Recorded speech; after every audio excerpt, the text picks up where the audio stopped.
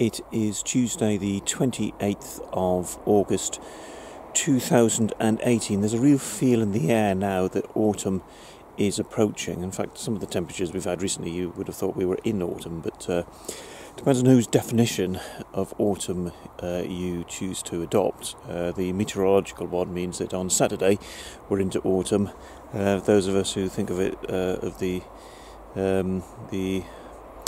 autumn equinox as being the start of autumn, then we've got 3 weeks to go. Nevertheless, we're at the point of the year now where we are just starting to struggle with stuff like the rosebay willowherb, which we pick for the goats. So I've come up to here. It's kindred wood, which is a small woodland on the edge of Sunnyside, and there's a lot of willowherb here, still worth picking. But give us another couple of weeks, and frankly, I don't think it will be of any use to us. It'll be well past its best. We pick it for the goats. It's the feed that we give them in the morning, so I'm picking it now for tomorrow morning to save me having to get up too early an hour. But I did notice when I came in here, walking along the path here, that in the oak tree we've got acorns. And we've only ever once harvested acorns, and it was a few years ago, quite a few years ago, and we used them to test out making medieval acorn bread. It was awful, and it was what they would have made if their grain crops had failed, which did occasionally happen. Anyway, that's me with my historian's hat on. What's interesting, though, is that acorns are great feed for pigs.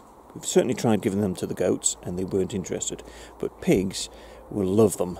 So, given that Steve on our next allotment has 3 pigs, we'll start picking some of the autumn berries and the acorns as feed for the pigs. So it's well worth us picking them. Whether I'll try out the bread again, maybe I will do, and I'll make a video about it as well. So here is the willowherb on Kindred's Wood, and as you can see, it's got to the flowering stage. In fact, most of the flowers have gone, and it's already started to seed, and you get all these fluffy seeds from them.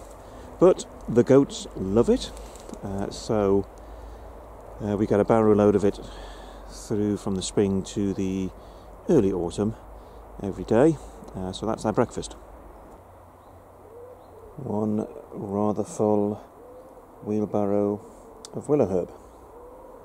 The people of Sunnyside are rather used to me now wandering around with wheelbarrows full of all sorts of weird and wonderful stuff.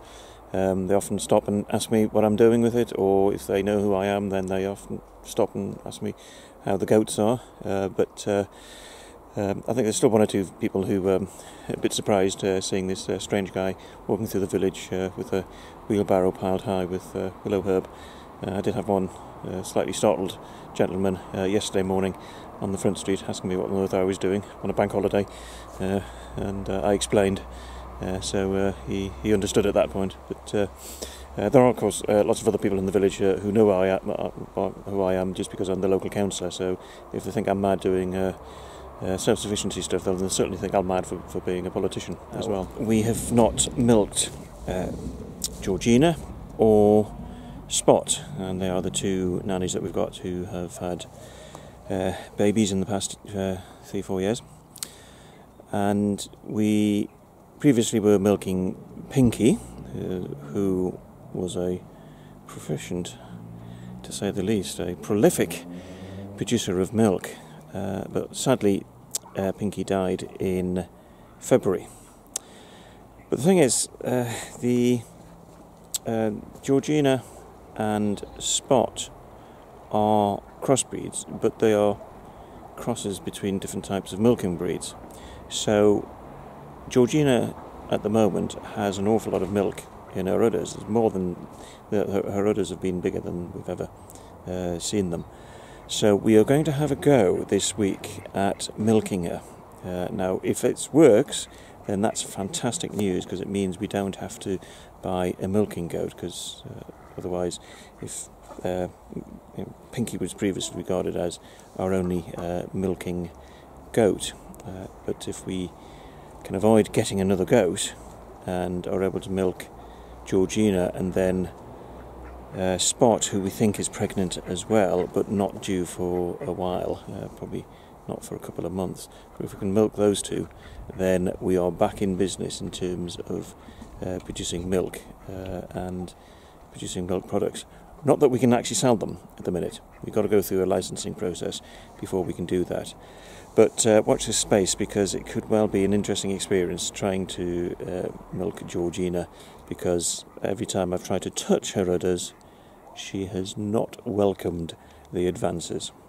So in the afternoons we give the goats hawthorn and any other branches that we can get as well, but mainly hawthorn, because that's the local hedges on the Winnies, and there was a lot of hedges here, so we feed them the hawthorn, and there's still loads of it, absolutely loads of it.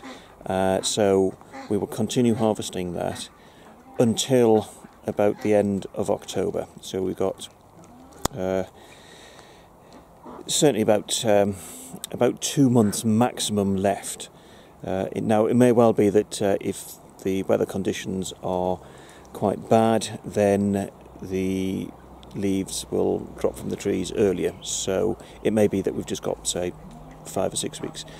But the important thing is we've still got a really good supply of feed for the goats, and at the moment we're now starting to consider what we need to do to build up stocks of feed for the winter. And we've slightly cocked up on one thing, which is that we were planning to make lots of hay in the heat wave, and then the heat wave ended.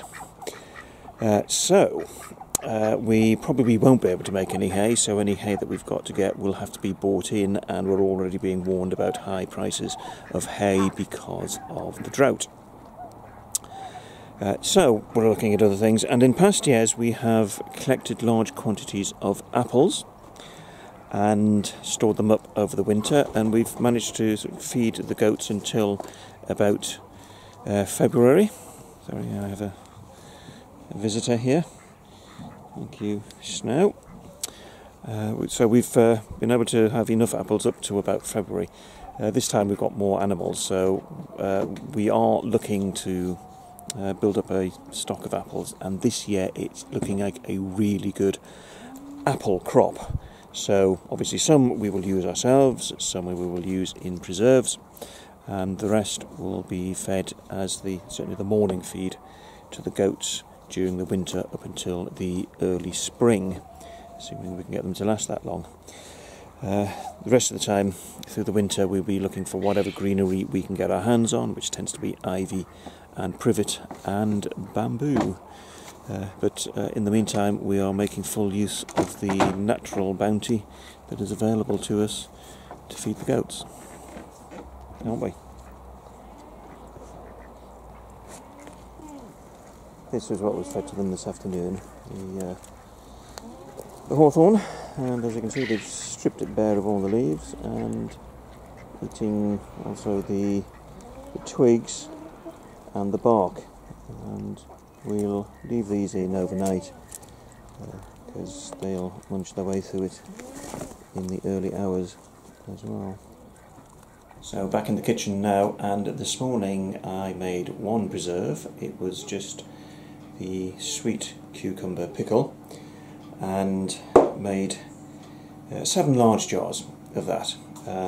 So it's got a lovely vinegar to it, so I have this bit of a habit of sort of sipping off the vinegar before eating the cucumber. But anyway, that'll take about 2 weeks before we can use it, because it needs a bit of time for the vinegar to soak into the cucumber.